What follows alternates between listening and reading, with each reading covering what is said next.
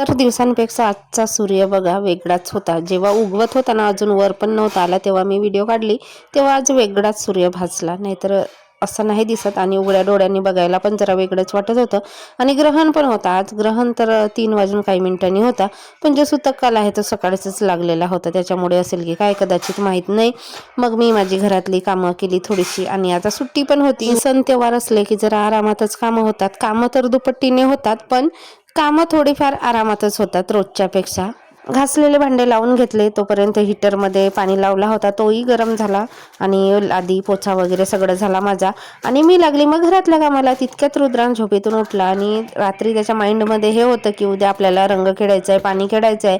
उठता बरोबर तसा तर तो 5 वाजताच उठला होता. मग मी म्हटलं त्याला झोप, अजून काही गरज नाही एवढ्या लवकर उठायची, रात्रच आहे. मग तो झोपला आणि आरामात उठला आणि उठल्या उठल्या लागला बाबा तो खेळायला पिचकारी. आणि ही पिचकारी तर त्याची आवडती.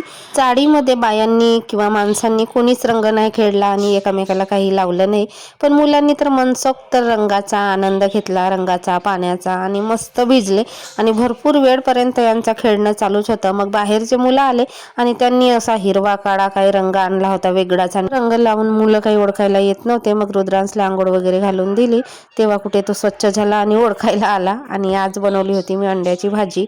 चिकन वगैरे बनवतात आमच्याकडे धुलवडीच्या दिवशी, पण नाही सकाळी सकाळी कोण जाणार आणायला. मग अंडे बनवले. मी तर रंग खेळली नाही, तरी सुद्धा माझे हात रंगले.